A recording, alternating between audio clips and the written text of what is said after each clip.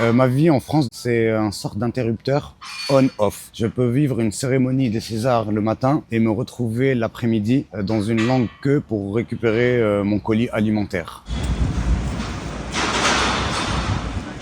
Alors, donc voilà, c'est là que je vis depuis maintenant presque une semaine.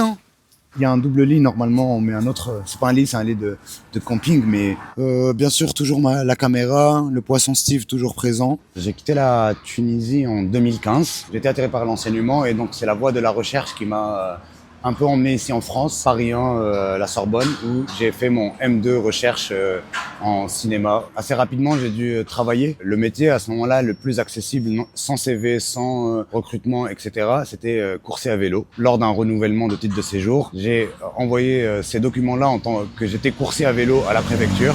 Et la réponse a été une obligation de quitter le territoire et une interdiction du retour, avec le motif qui dit que je n'ai pas le droit de travailler en tant qu'auto-entrepreneur en étant étudiant. Donc c'était en 2019. Je pensais qu'à travers les années, ça allait être régularisé, en tout cas à travers mes études et mes réalisations filmiques, mais malheureusement, aujourd'hui, je suis arrivé à la grève de la faim pour exprimer mon ras-le-bol. Je fais un mémoire en art plastique à Paris 8. Ok. Toi, t'es en doctorat. En doctorat de cinéma, ouais. Et du coup, moi, je suis encore coursier. J'ai fait toutes les boîtes. Bah oui, je Deliveroo, vois que tu as... Glovo. Je viens de livrer un truc au CNC. Je me suis dit, C'est vas-y, pas je vrai. vais dire bonjour je vais dire bonjour à Nader. Le quotidien d'une personne sous OQTF, je peux pas voir ma famille. Par exemple, j'ai raté le mariage de ma sœur et j'ai aussi malheureusement perdu mon père.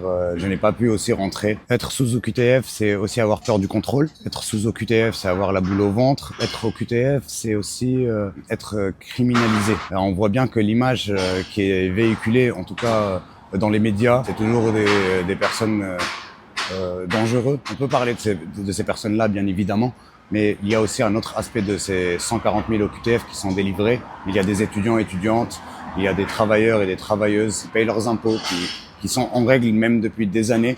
Ma vie en France depuis 10 ans, c'est un sorte d'interrupteur on-off. Je peux vivre une cérémonie des Césars le matin et me retrouver l'après-midi dans une longue queue pour récupérer mon colis alimentaire. Cette maltraitance qu'on subit, ce racisme systémique qui nous empêche en fait de s'épanouir. Donc la prochaine étape, c'est le dépôt d'un nouveau dossier auprès de la préfecture de Paris, avec le soutien donc du CNC, de l'université de Paris 8, mettre en avant aussi le fait que j'ai des attaches de famille très fortes. Aujourd'hui, je suis marié et mon cercle social est en France. Si j'obtiens un refus, c'est aussi en quelque sorte me condamner à un deuxième exil dans un pays aussi que je vais devoir re-rencontrer de nouveau, qui est la Tunisie, que j'ai pas vu maintenant depuis presque 10 ans.